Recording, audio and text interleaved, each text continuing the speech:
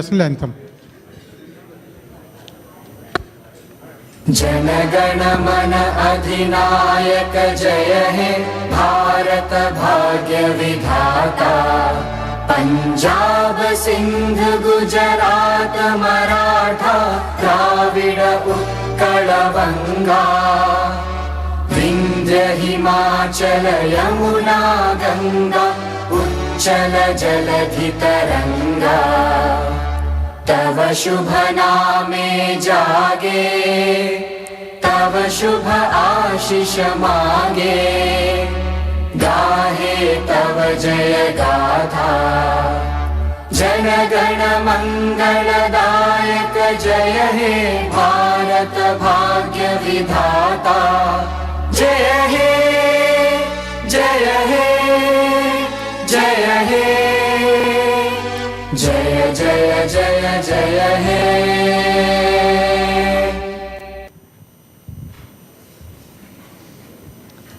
The past week has been a sad one for our fellow Rotarians. We have lost our loved ones. We have lost Rotarian Dr. Hoshang Mehboob and our two Rotarians, Honorary Rotarian Ajay and our Rotarian Dilip, have lost their mother, Srimati Lalita Gopikrishna Piramal. I was going through the old record and I found that Gopikrishan ji was our member at one time. Can we observe a 1 minute silence?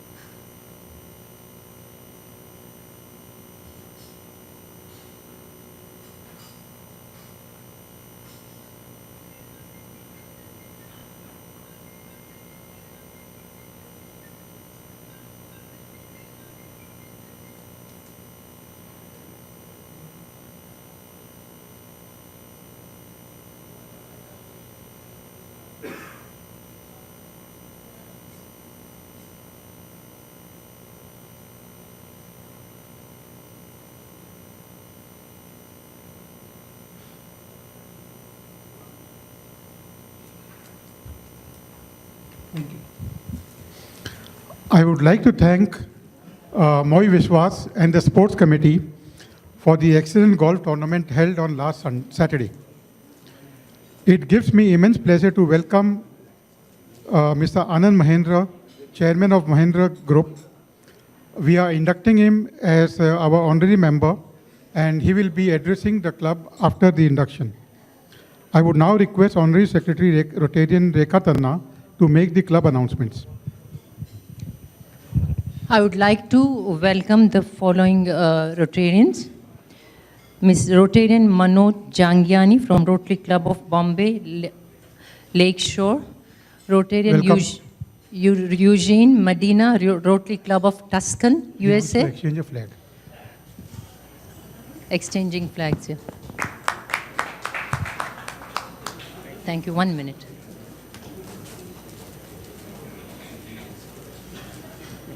Thank you. Welcome. Rotarian Carl Surti, Rotary Club of Millennials. Carl is here. Welcome, Carl. Rotarian Naveen Podar, Rotary Club of Bombay Central. Do we have a Rotarian? Yep. Yeah. Rotarian Mahesh Mathur, Rotary Club of Bombay Harbour. Rotarian Ralph Girard, Rotary Club of Bombay Queen City. Welcome.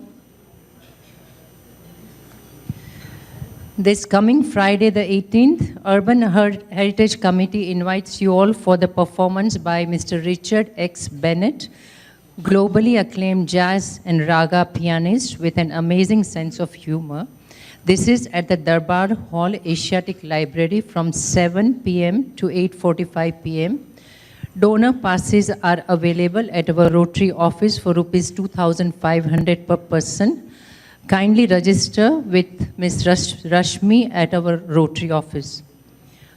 On Friday, 15th February, our Rotarian Jyoti and Rotarian Rajas Doshi cordially invite all of you to an evening of music, cocktails and dinner at Las Palmas Gardens, Little Gibbs Road, Manabara Hill from 7:30 p.m. onwards. Please register with Ms. Rashmi at our office.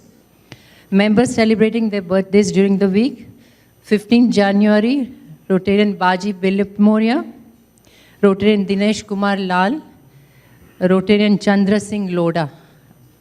Nobody's there. Okay, the 16th January, Baji Billy Moria, can you please come?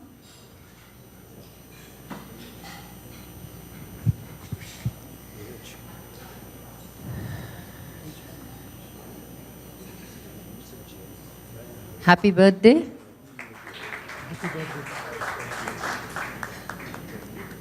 16th January, Rotarian Darai Sirani, Rotarian Prakash Chotwani, Rotarian Ramchandra Lele, Rotarian Arin Master, Rotarian Subrata Kumar Mitra. I think Arin is there. Happy birthday, Arin.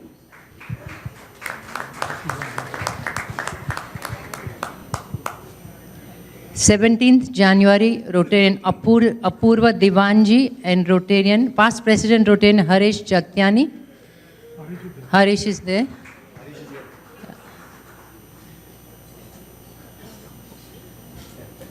Happy birthday, Harish.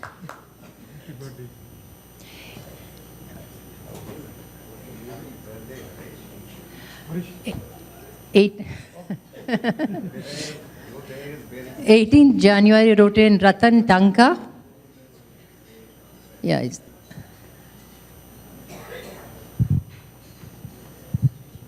Happy birthday, Ratan. Yeah. Okay, not an issue. 19th January, Rotarian Farad Jamal. I saw Farad.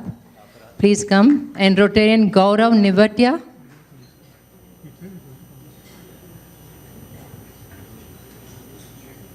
Happy birthday, Farad. 20th January, Rotarian Rohan Dalal. Not there. 21st January, Rotarian Meera Kumar and Rotarian Ashok Minawala. Both not there. I wish you all a very happy birthday and many more years of active Rotary service. My sincere thanks to Rotarian Hoshang Nazir, Rotarian Pranay Vakil and Rotarian Sheila Bulchandani for their birthday donation. It is my privilege to include renowned industrialist Anand Mahindra in our list of 12 honorary members. His uncle is already our honorary, Keshav Mahindra is already our honorary member. I would now request past President Pradeep Saxena to introduce Anand. Thank you. So we now have Mahindra and Mahindra, right? It just occurred to me when you made that announcement. A leader, a basic ingredient of a leader is that he deals in hope. It's not Saxena who's saying that, it's actually a chap called Napoleon who said that. He was one of the leading generals in history. Of course, he met his Waterloo, but then most generals meet his Waterloo. But there it is. And there's no better example in India today, presently, of a leader who not only has achieved immensely on the corporate side, but who is a purveyor of hope than the gentleman on my left. It is absolutely remarkable what he has done. But before I go forward, you know, Anand, in Rotary, we deal in hope also. In fact, we are generally recognized as a chorus of hope in the world by working in challenged sections of society around the world, because our work reduces social tension. And it therefore follows that if we reduce social tension in these communities, we contribute in a small way to world peace. So we are absolutely amazed and grateful for you today, as I'm sure everybody is, to have Anand's voice join this chorus. So can we have a little applause for that to begin with?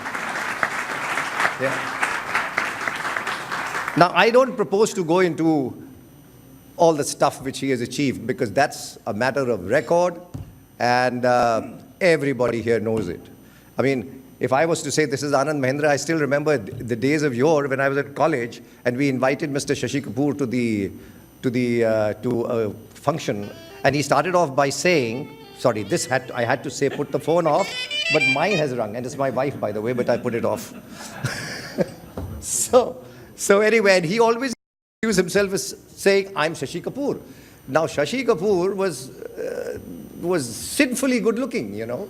So therefore, I don't propose to go into all that. But let me say one thing. I will concentrate on what Anand's footprint has been in the social achievement in the world. If you look at it, I'm reading his particular quote, and he actually said at one stage that he has made a pitch for a new avatar of philanthropy.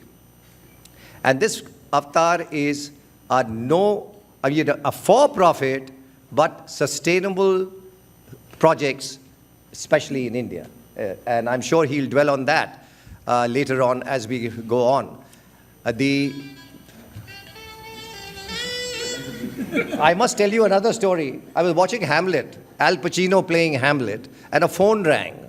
So he told the guy that, look, if it's for me, please tell him I'm busy. And he went back to saying to be or not to be. So anyway, this is not to be. Sorry. Sorry about this, man. Oh, it is Sunita actually. But anyway, I better put this off here. This is going to. So now there are four ventures which I hope he'll touch on. One is the Araku Original. The other is the Nandi Community Water Services. Then there's the Nandi Education and Support and Training, and Mahindra Namaste. These are essentially shared value and sustainable themes which underlie all these activities. And these, and of course, I think we must have all heard of his Nanni Kali, which goes back to 1996, I think, mid-90s, when that was started by the Mahindra Foundation. If you look at Anand's life, I mean, he's a knight of the French Legion. It's not the Foreign Legion, but it's the Legion of Honor. And I would actually pronounce it in French, but my French is rather bad. My French pronunciation is terrible. So, in fact, that reminds me of Professor Higgins, who said the French really don't care what they say as long as they pronounce it correctly. So there it is. But I won't keep away from his presentation. He is going to present the power of purpose, and we are absolutely looking forward to that. So Anand, may I also add my welcome to the presidents? And as I'm sure, so can we just have a round of applause for Anand before he... Ashish, 1 minute, Anand. Ashish, our past president, will do the induction. I think you will just need to rise. Phone band ho gaya na.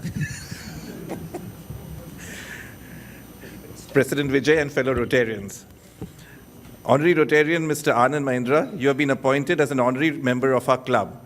No one is eligible to become an honorary member unless in his business or professional service he endeavors to practice the principles of goodwill and service.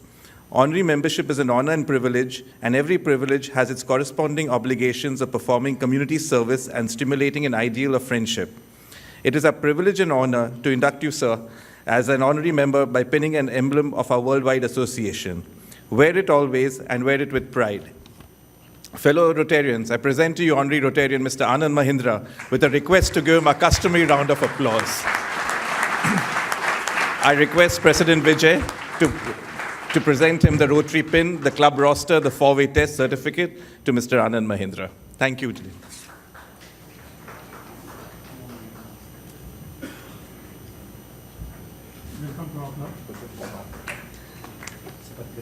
Before I request Anand to start his journey, can I request Ashok Minawala and Gaurav Nevatia?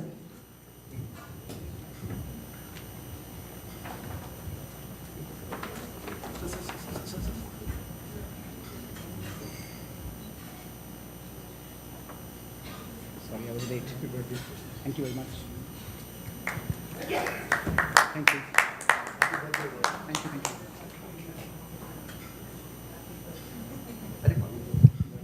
Happy birthday, Ashok. Incidentally, I would also like to inform everyone, Gaurav has been quite instrumental in getting us a global grant where we are doing the project for Masina Hospital. We got this grant in a record time of 20 days. A big round of applause to Gaurav. Yeah, sure.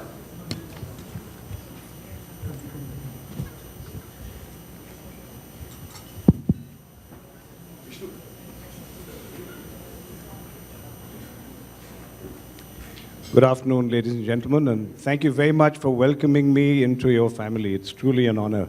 And apart from my uncle, you know, Vijay, my father, I think, was part of this group as well. At another club? Okay, well, I hope he's not looking down and calling me a traitor. I hope that's fine. Anyway, he should be happy. He'll be happy. I know he's back at the office waiting for my report on the Rotary. I want to thank you, Pradeep, for that sterling introduction and for letting your wife also join in the introduction. I think she was calling to welcome me. I'm sure of that almost. I like good introductions because I haven't always received them. And I like sharing the story of one of my first speeches that I ever gave. And it was shortly after I returned from college in the US. And this was a ladies' group that used to meet every week, and they would have a sort of kitty. They would collect funds, and then they would use those funds to pay for speakers every month, I think. So when they came in and they realized I had gone to an Ivy League college in the US, they wanted me to speak about my experience. And this is the way the lady introduced me. She said, "Please welcome Anand Mahindra, who's just returned from Harvard College. And we look forward to hearing about his experience. He's been very generous, and he's doing this without any remuneration. Which means that next month, we'll be able to afford a proper speaker." As you can imagine, that did very little for my confidence. And after that, I've always been extremely wary. Now you know why I'm always reluctant to give speeches. So, in fact, one of the things I'm going to do is not use up all the time I have in a one-way speech. Seriously, the reason I don't like giving one-way speeches anymore, apart from my early trauma, which I just related, was I think that we've lost the art of conversation. We've lost the art of conversation, interaction, and frankly, in any society which should be participative, which is the need of the hour today, we need more conversation. We need more interactivity. We need to ensure that if we are going to have a thriving democracy, then we need to converse and to listen.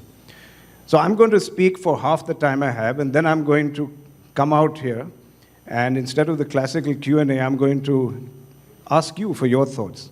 I intend to profit from this afternoon as well. So the topic I wanted to just set the context for our later conversation is the power of purpose.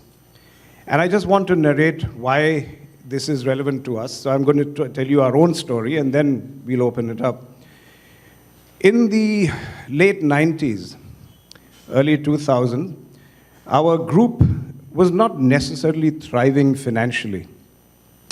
We were doing fine economically, but we were really not a very powerful force financially. And not necessarily the stock market's darling. Our stock had fallen to a historic low. And so the classic consultants came to me and said, you know, what you need to do is give direction, give some vision to the organization. It's hungering for vision. And I was trying to figure that out, and I came to this insight of my own that it's not really about people looking where to go. That's the picture that is up there of a person trying to figure out which path they're meant to follow. To me, it wasn't so much as just telling them a roadmap. I think people were searching for meaning. And so the search for meaning, to me, became paramount. People look beyond just direction, but they also want to understand why they are going down a certain path. So the classical terminologies of vision and mission didn't really appeal to me. We could have said, we want to be a $10 billion corporation in 5 years. To me, that was like looking up Google Maps, looking up GPS and saying, where do I want to go? How do I get there? It didn't really answer the search for meaning. And then I discovered a concept called the core purpose, which I think is really, in a sense, something that distills both direction and the search for meaning. And this was an article in the Harvard Business Review, and it had a very, very interesting way of describing what is core purpose. So this is how they described it. They said, try and imagine you work for a company that has been bought by a competitor, completely bought out.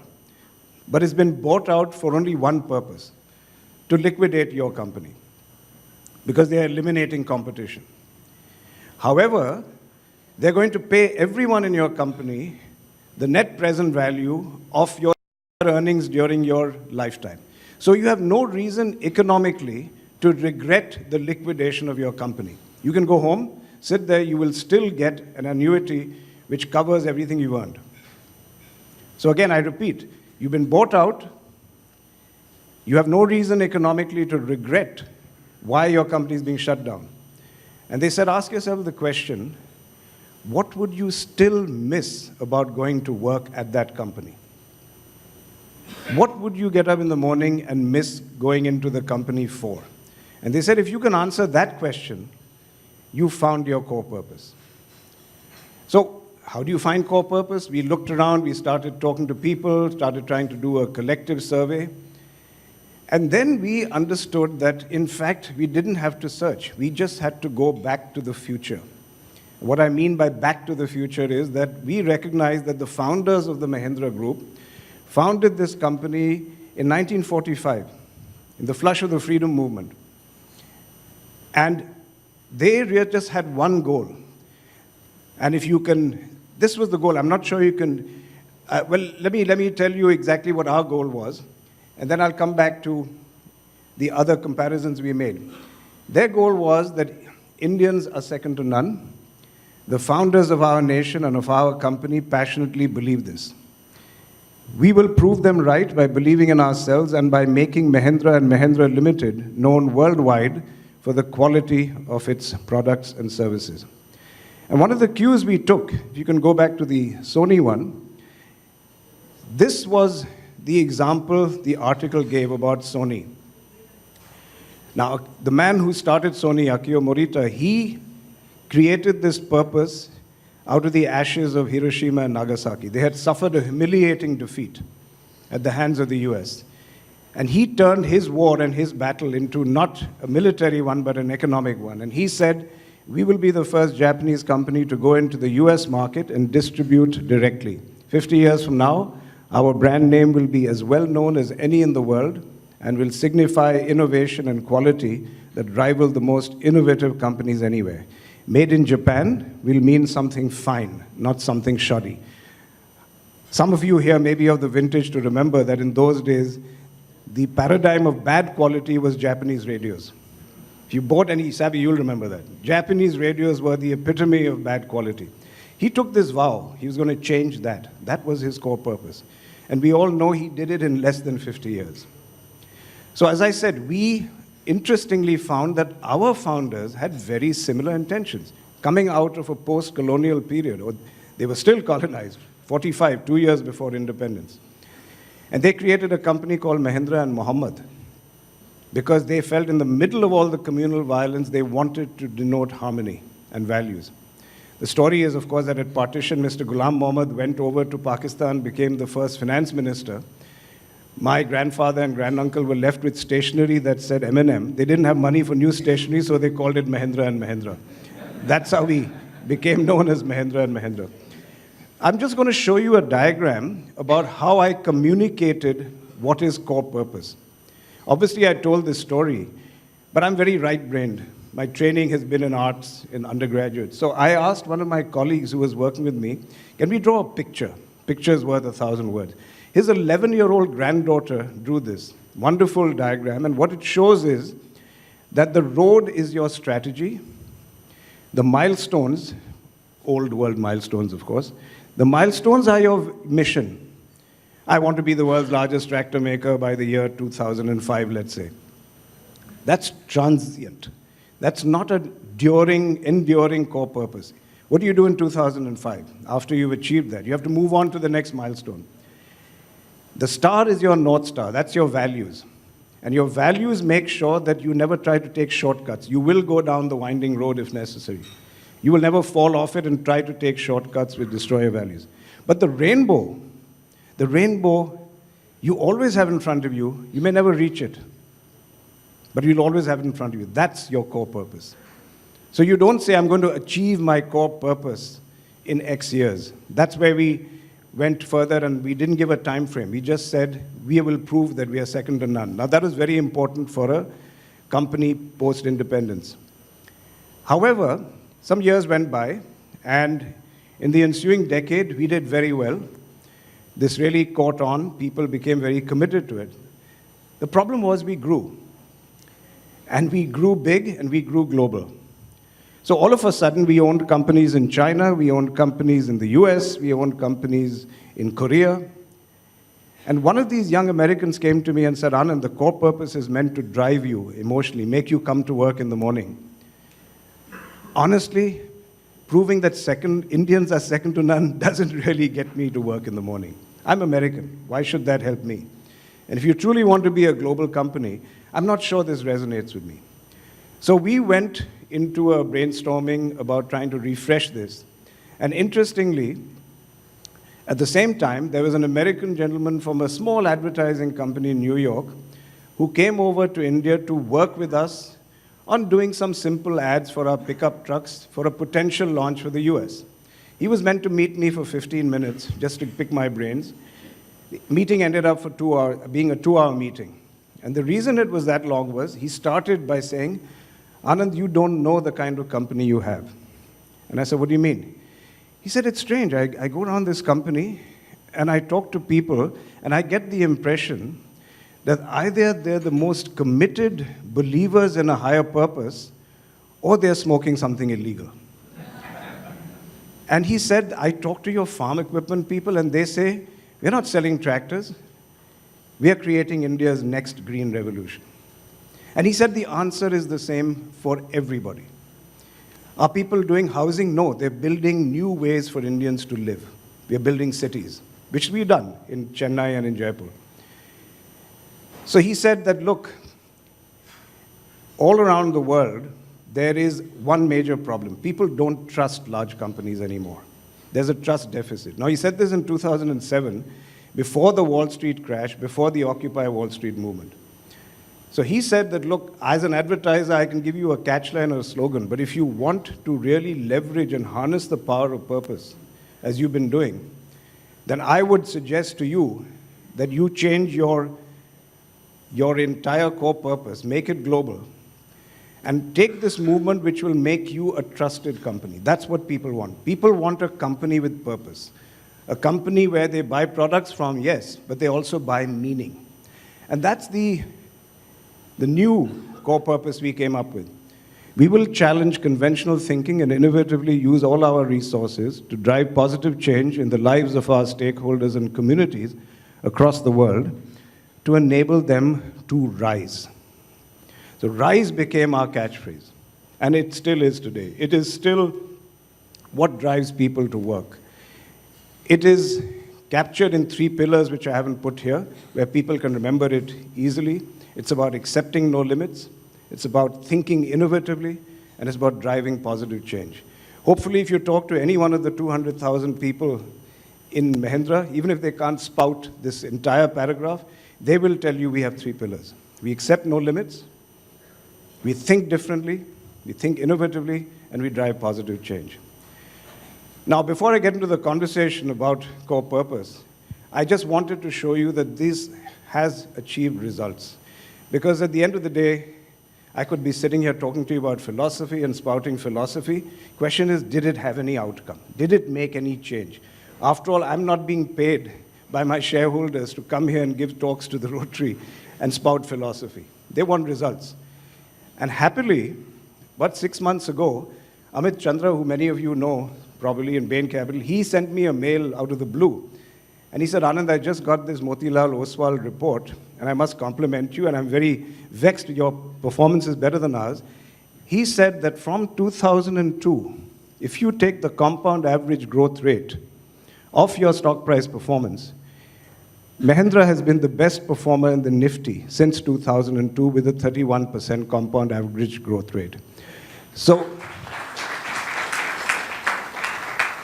now let's not talk about the last few months. That's been wobbly for everybody. But you don't get this kind of performance simply by some economic change one year. You don't get it because you had a blockbuster product one year. This is 16 years. So when I hold my management conference every year, I tell people, I truly don't know how this happened. And I say that honestly. I call it magic. And I say it's the magic of purpose.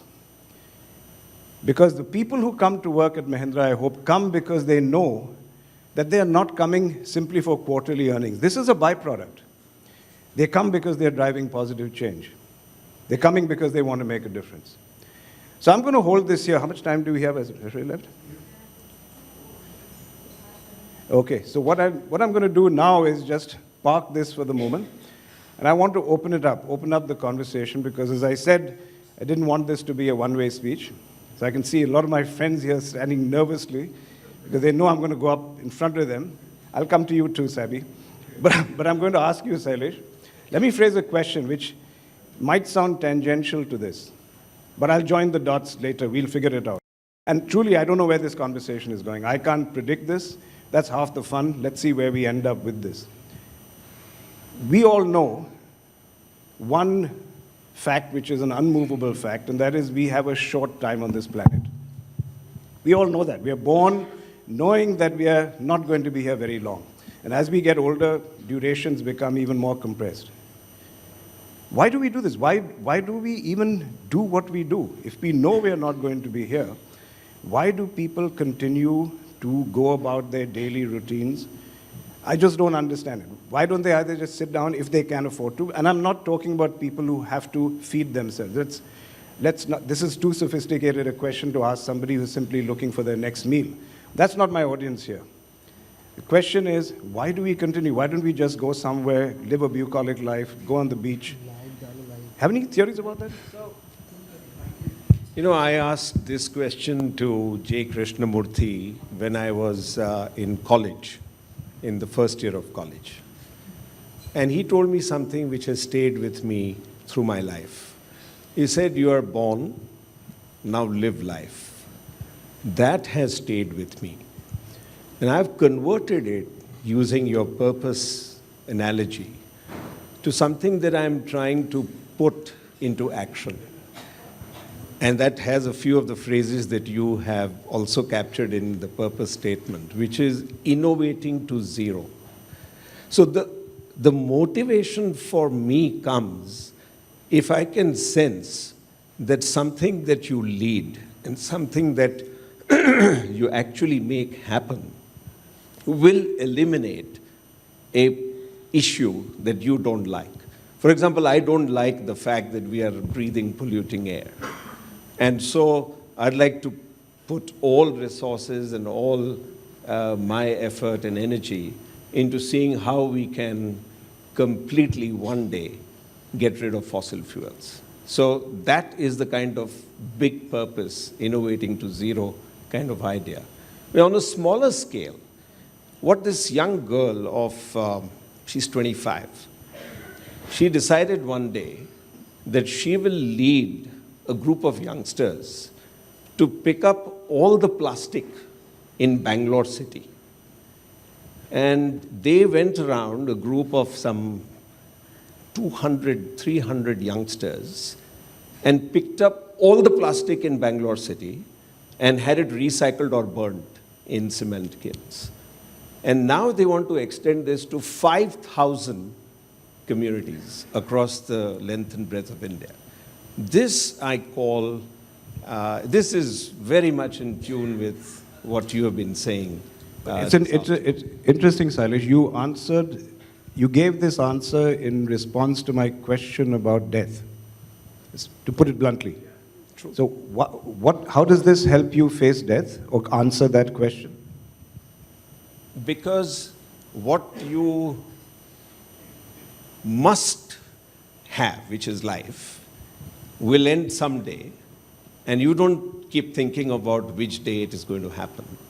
You just think of making sure that you live fully in the moment, every moment, until death comes. So therefore, death And what happens to your initiative? What will happen to your initiative? Hopefully, it will continue. If it doesn't, someone will find another initiative, which will make them go along a parallel path. So it doesn't matter. So it's interesting. You used the word hope. Pradeep, you talked about hope. He said, hopefully it will continue. Sabi, let me ask you, you're one of the most thoughtful people I know. What would you answer? The same question. No. What I want to say is that I don't know if any of you know that I've known Anand since he was in knee pants. And I've At least she taken him didn't out. say diapers. That would be embarrassing. Well, almost. So I'd like to say I'm so happy that he has this purpose in life, and he's given us this joy today of knowing what a purpose-driven life is like. Thank you for being with us and giving us this thought process. Thank you, Anand. Thank you. I seriously want to ask you, how have you answered these questions? We all face bereavement. We all have been through situations where we've seen up front the kind of brevity of life. How does that, why do we keep doing what we do? Why do you keep doing what you do? I keep doing what I do because it's a purpose-driven life again. I want to do things. I don't want to rest. I want to reach the end of my life by fulfilling all the goals that I feel the Lord has set me out to do. So therefore I teach, therefore I act, therefore I do the things that I do. And I think that's the same with you, because you will continue doing what you're doing until the last, because you'll feel the more fulfilled. Absolutely. Anyone else? I'll just open it up. Yes, please. Mahesh. He's coming.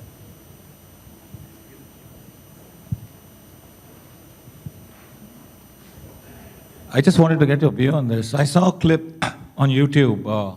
This is Charlie Rose interviewing Warren Buffett and Bill Gates. And Bill Gates was kind of talking about Warren Buffett's appointment book this is in February for the month of April. And he said he had 3 appointments or 4 appointments. And Warren Buffett said, I don't make appointments because, you know, my largest, I can buy anything with money, but I don't have time, and my largest commodity is time. And so he says that, you know, when I have no appointments, I'm totally in control of my time, and I can use it to read and reflect. And so Gates said that that's the model he wanted to emulate too. I just wanted to know what was your thought on that. I will, you know, I'm going to just move on with it because I don't want it to come back to me so quickly. I'm going to try and... So that was the thought. But I'll come back to that. I was told, sir, that you're from Tucson. Yes. So, you know, I hope you don't think this is some weird cultural thing that we sit and muse about death all the time. That's just me and my weirdness. But how do you face this question? I'm sure all of us have at some point sat down and said, you know, I'm going to pop it soon. Why the hell am I doing what I do? Have you ever asked yourself that, and what's the answer? Absolutely. First of all, I'd like to say it's really incredible what you're sharing with us today. And I feel profoundly fortunate because it lines up with what I've been trying to figure out all my life. Just a quick story connected to that. Probably 40 or 50 years ago, I read Viktor Frankl's Man's Search for Meaning. And I was trying to figure out, so what's this all about? And I was probably 25, 30 or something, trying to figure out, well, I'm going to live a life, but, you know, so what? And over time, I've really figured out the challenge is, what is my meaning? And death doesn't really matter, because if I'm struggling to fulfill my meaning, I really contribute to hope in the world, et cetera. And that's, to me, what Rotary lines up with, which is really exciting. So I've done a lot of work in education, not for a lot of money, but it doesn't really matter. It's, can I do something in my life to contribute to making the world a better place? And so when I'm laying on my deathbed, I can say, did you do your best? What did you achieve? And I want to be able to say to myself, I did the best I could to try to make the difference I could do. And I believe that does live on because my meaning matters. So your name is, sir? Oh, Gene Medina. So what Gene said was something that I want to just pick up on, which is it will live on. And one of my thoughts, Gene, is that the way to conquer death is immortality, right? So either you're somebody who is in a laboratory looking for some elixir which you can imbibe and then live forever. I don't find those kinds of people fascinating. Or you can do something that lives on forever. So my simple proposition is, we are all looking for immortality, one way or the other. Whether you're a painter, poet, sportsman. Now, we're not all Sachin Tendulkars. Sachin Tendulkar doesn't have to do a day of social work in his life, but he will live on. But not all of us are so fortunate. But we still look for the same thing. We're still looking for immortality. And like Gene, a lot of us find humbler ways to do that. By the way, I don't know how many of you have read the Viktor Frankl book? Many of you must have, exactly. If you haven't, please do pick it up. This is a gentleman who is a Jewish person in a concentration camp. And when he came out, he wrote this book which he called Man's Search for Meaning.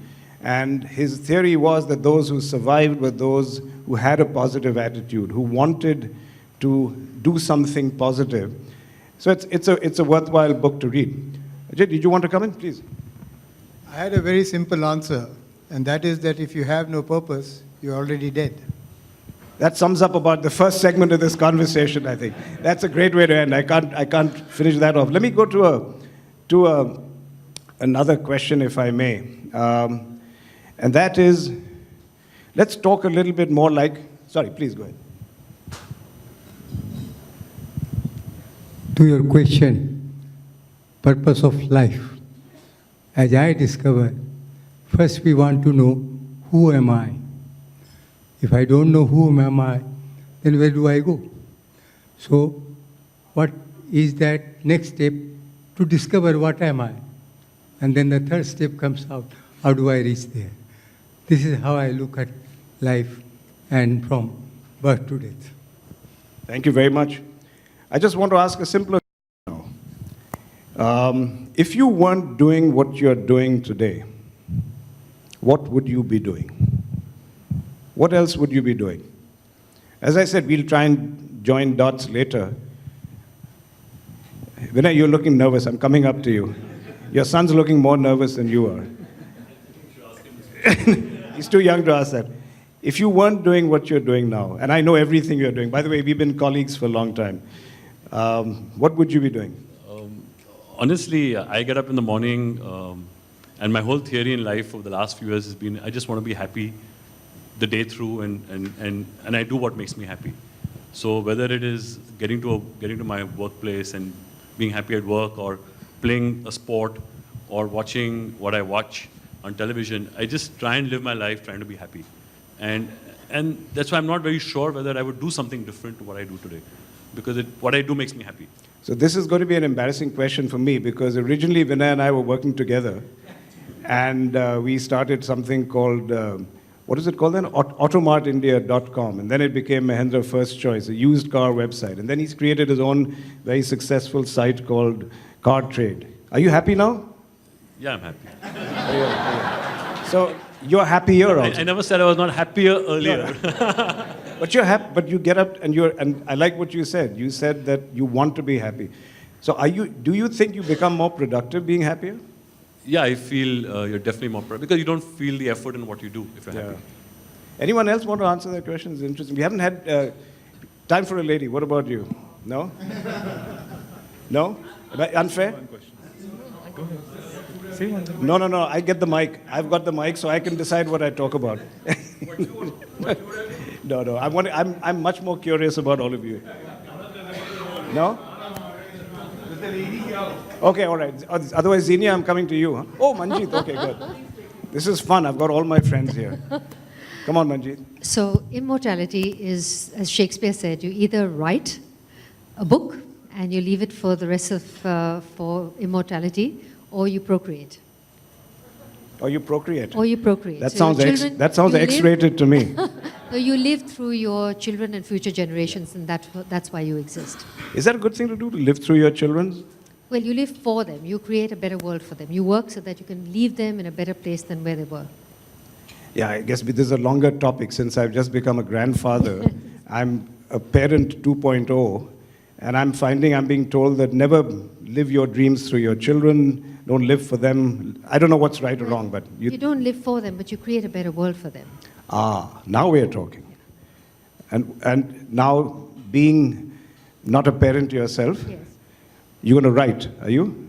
Still, create a better world for all those children who are not mine, but I still want to create a better world. Tell people what they're doing, what you do. I know what you do. I'm sure everybody. Why don't you tell them what you do? So I work at a foreign policy think tank. Thank you, Anand, for your support.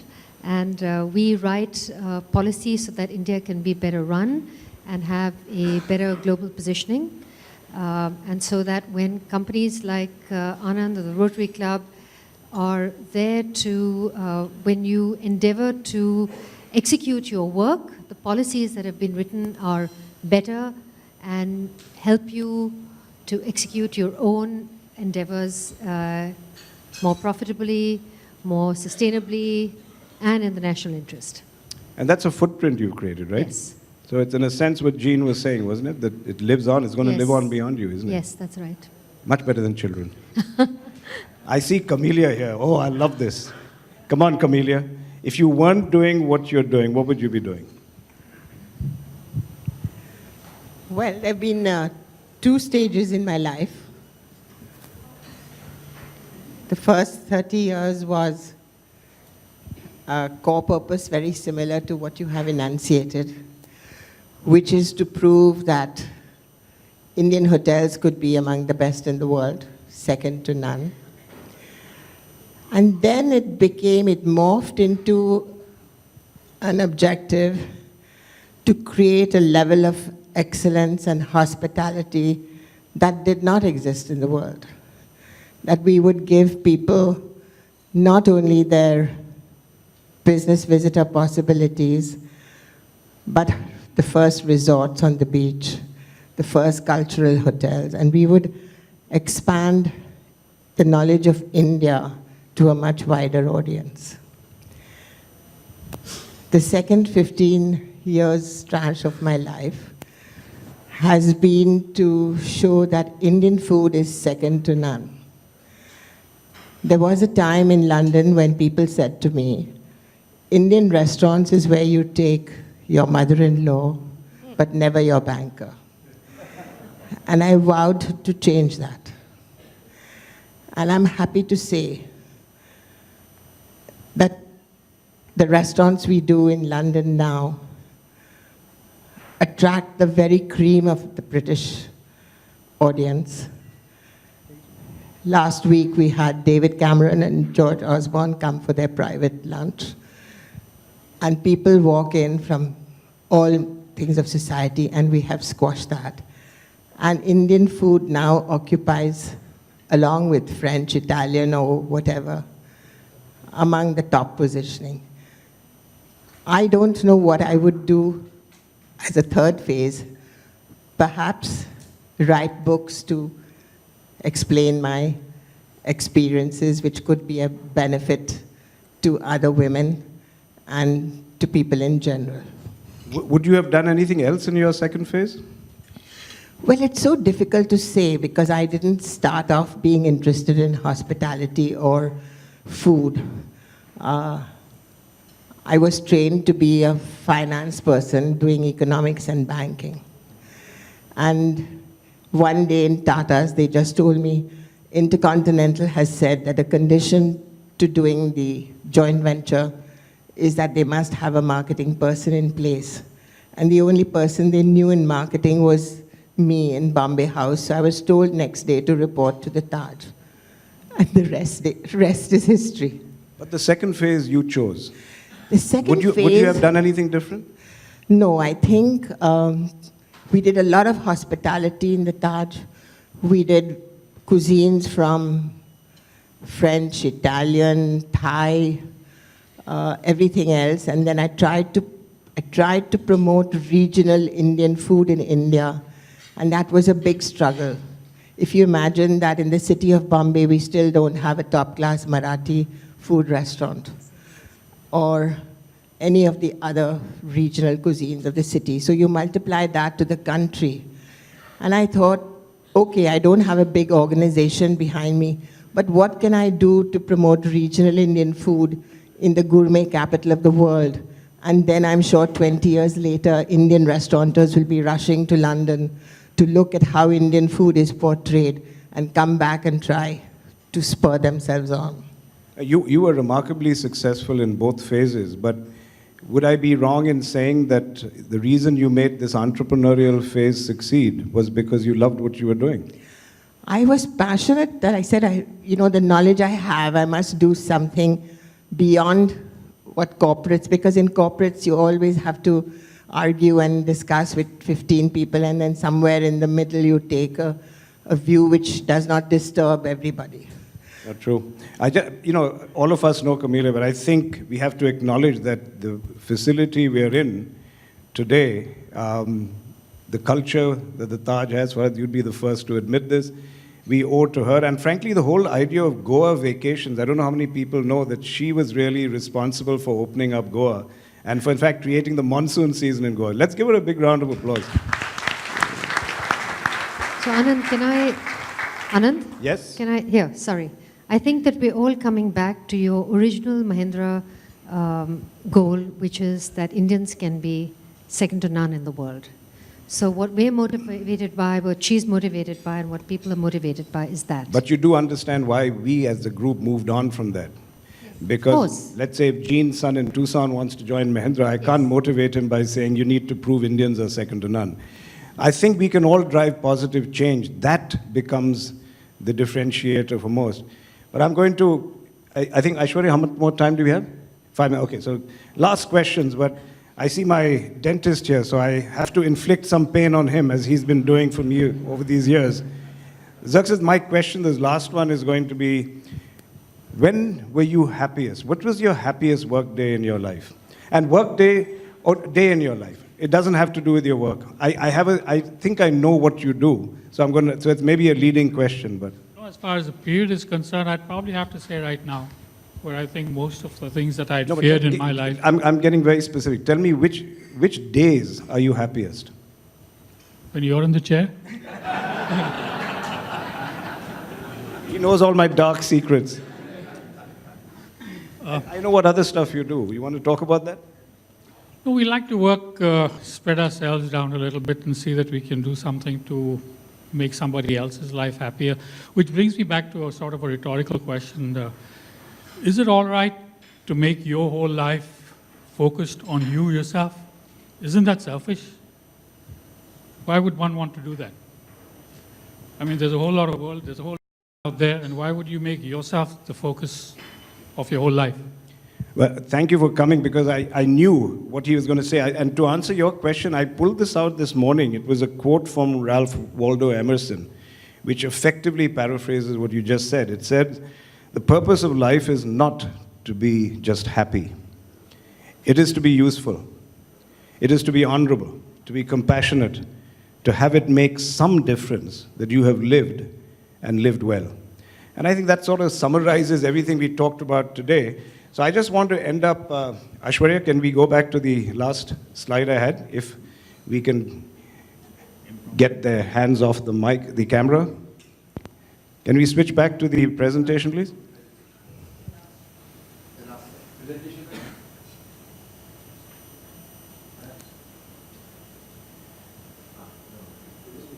The last slide, please. Yeah, I want to thank you for welcoming me into this family.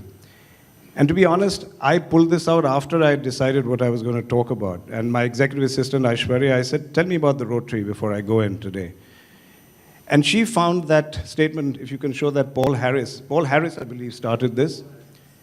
And he said his goal was to have professionals with diverse backgrounds exchange ideas, form meaningful lifelong friendships, and give back to their communities. Zaxis, I think that's exactly what you were talking about. What's the purpose of it all? And whatever Rotary may mean to us, to the world, it will be known by the results it achieves. And then she pulled up what the motto is. It's very simple. We have a one-word motto called RISE, but look at this powerful statement, service above self. So, ladies and gentlemen, I just want to tell you how pleased I am, how honored I am, how much I want to thank all of you for allowing me to become a member of an organization that right from its inception recognized the power of purpose. Thank you very much.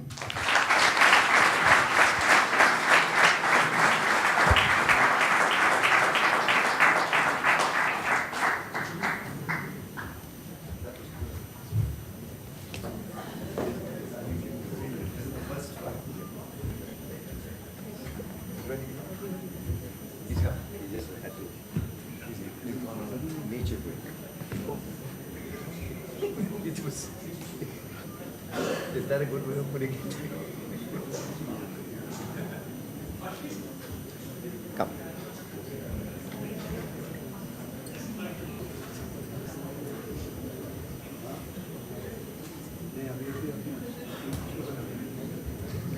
Can I request Ashish to propose a vote of thanks?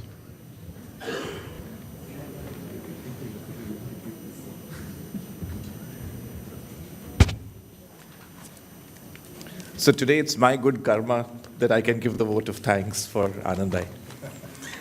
It is my privilege to propose this vote of thanks. Anand simply means joy and happiness, and the alphabets of his name say it all. A is for ace industrialist and Mahindra Group chairman, taking the company to dizzy heights.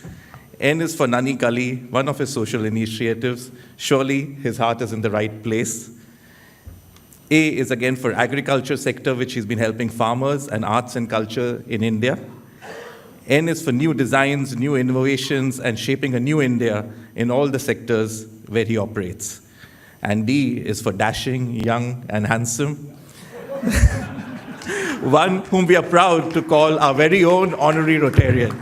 Ladies and gentlemen, fellow Rotarians, please thank Anand Bhai.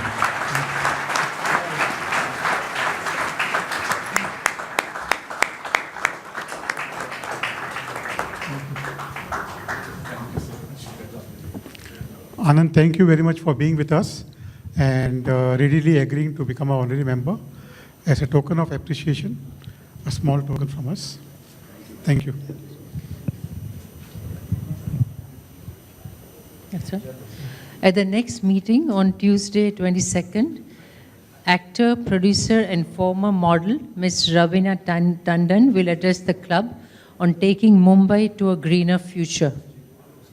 Statistics for the day: club members 153, Rotarians 7, visiting Rotarians 5, guests 6, Rotractors 6, total attendance 177, service box collection 2,690. The meeting is now adjourned. Thank you.